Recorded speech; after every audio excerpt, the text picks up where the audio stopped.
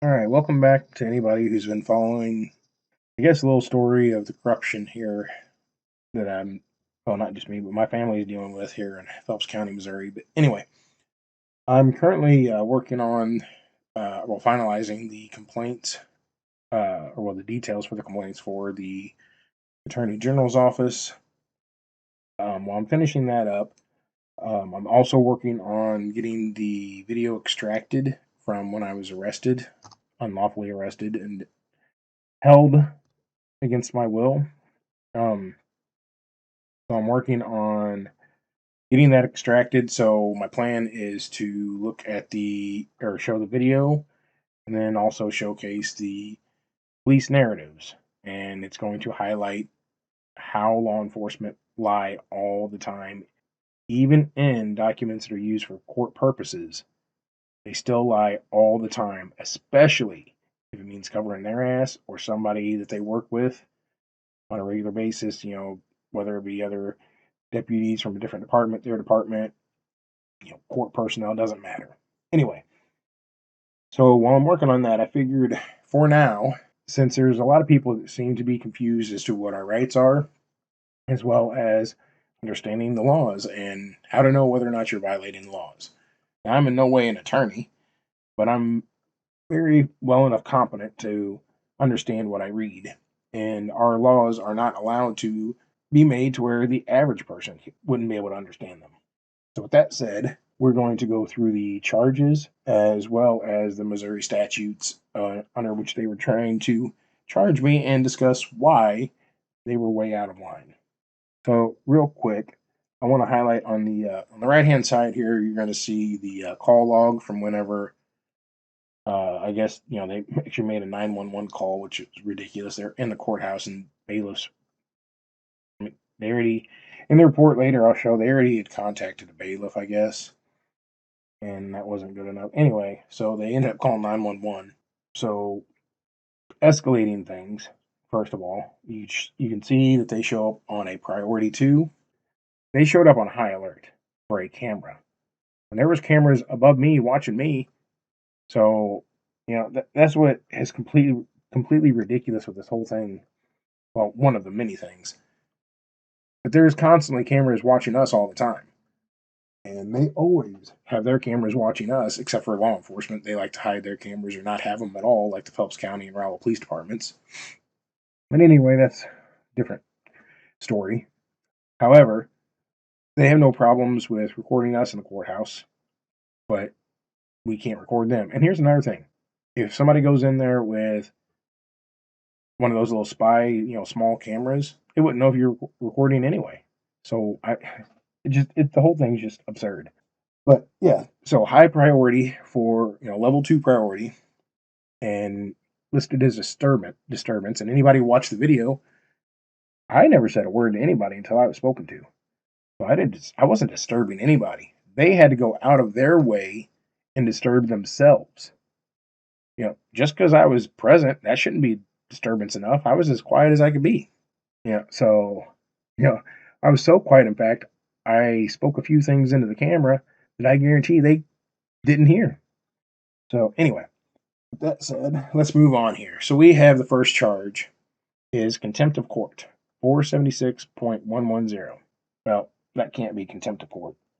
I'm sorry, I don't have an open court case. I don't know how I can be in contempt of court when I'm not beholden to any court of law. As long as I follow the laws that are on record, then I'm good. I shouldn't have to answer to a judge. He's not a king, even though Beeger here in Phelps County thinks he is. But anyway, let's go ahead and take a look real quick at the statute 476.110. Acts constituting contempt of court. Every court of record shall have power to punish as for criminal contempt persons guilty of 1. Disorderly, contemptuous, or insolent behavior committed during its session in its immediate view and presence and directly tending to interrupt its proceedings or to impair the respect due to its authority. Okay, well, the first one, the court wasn't in session at all. Even if it was, I was not in view of its presence. Couldn't have been interrupting the court. I was in the circuit clerk's office, so I was not interrupting there at all. So then we have 2, any breach of the peace, noise, or other disturbance directly tending to interrupt its proceedings. So, well, first of all, this isn't normal breach of peace or disturbance because this is directly to court proceedings. There's a different statute for normal breach of peace. I wasn't charged under that, and I wasn't breaching the peace anyway. I was being very quiet. So, yep, didn't fall under that one either. 3. Willful disobedience of any process or order lawfully issued or made by it. Okay, well, a process or order lawfully, that was not a lawful order. As I previously stated, as free citizens, we are not beholden to any court of law. If you haven't committed a crime or you are not summoned for any kind of civil matter, you don't have to answer to a court unless you break some sort of a law. And contempt of court on its own is not against the law unless you're already in court or, see, previous statement. Then we have resistance willfully offered by any person to the lawful order or process of the court. Again, there was no lawful order. The current order, which I believe it's still on the door, we'll find out soon enough. I plan on doing another audit back up there. Well, I need to gather information, so you bet I'm going to be recording while I'm up there because they can't be trusted.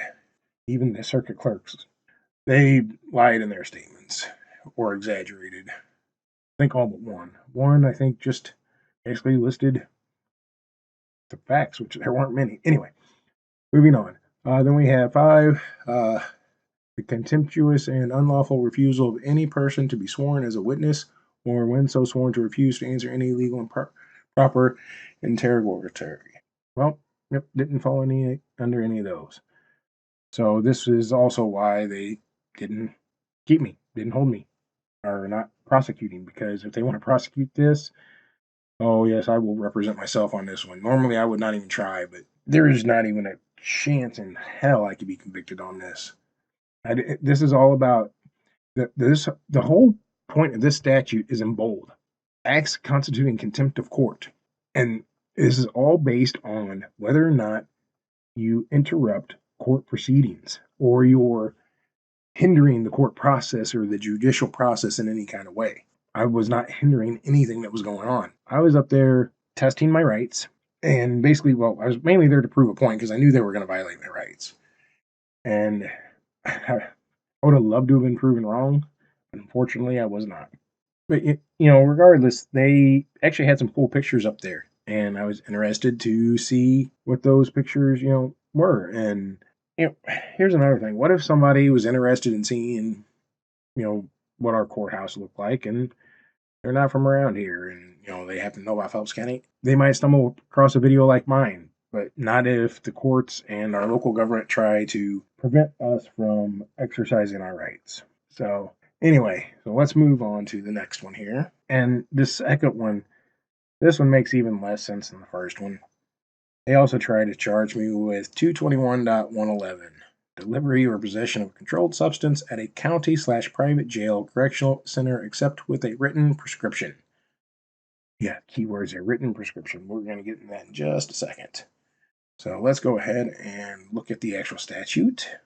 Okay, so here's the actual statute from the state of Missouri, and I'm not going to read all of this because after the first one, we just see that any controlled substance as a term as defined by law, except upon the written or electronic prescription of a licensed physician, dentist, or veterinarian.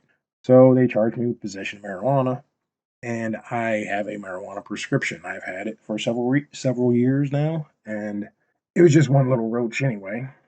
But here's the thing: they were told I had a prescription. They tried their best to ignore it.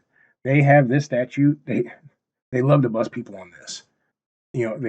The guy that was explaining it to me, I let him ramble on because he was talking about how he's so good at recovering stuff that he finds stuff nobody else does. He was so proud that he found a roach in my pocket. Like I was trying to hide it. It was in my pocket, in my coat.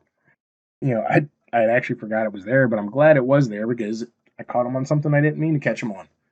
So just another way they violate our rights. I have a prescription, and this was a felony, and I was threatened to be held without bail for a week under this charge right here of a felony if I did not delete my video. And we're going to get into my next video. that I'm going to make, going over the narrative of I can't believe this. He's a fucking captain. Captain Rick Hope of the Phelps County Sheriff's Department.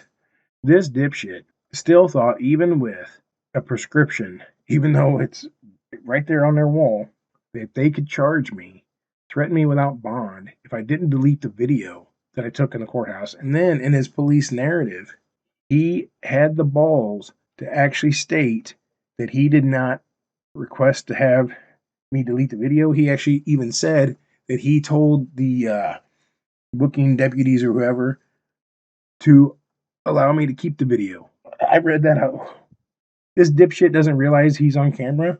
I have a copy of it. So anyway, we're going to get into all that. I'm going to go through the police narrative along with this, or along with the video, and show. I'm going to point out their lies. So for all of those idiots and morons out there that think I was in the wrong and want to be bootlickers, you know, ask yourself this one question: why are they so scared of the camera? The reason why they're scared of the camera, I'll tell you. It's because they lie. They lie all the time. I'm going to showcase some of their lies in my next video, like I said. So that's why they don't like the cameras. They lie, and then when they get caught, they hate being held accountable. All right, with all this said, I think that's where I'm going to leave this video here. Try to make another short video because, like I said, the next video I'm going to try to get into the actual video of when my recording stopped. So I have to check the discs, and unless they screwed me around, I should have a copy of the video from the courthouse, as well as a copy of the video from when I was in booking. And so this just shows even why it's more ridiculous to have a statute, because citizens have the right to records, especially here in Missouri. We have this what's called the Missouri Sunshine Law. We can request access to those cameras as long as they're not in restricted areas where there might be confidential information. But this is the circuit clerk's office. People go in there all the time. They need to have cameras for security. There shouldn't be anything too secretive in the circuit clerk's office anyway. Most of that should be public information.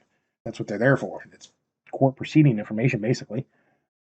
But we'll get into all that later. I'm going to end this video here and check out the next video if you want to see the what happened after they unconstitutionally and illegally stopped my video and prevented me from exercising my First Amendment rights. Thank you, and I hope you check out the next video.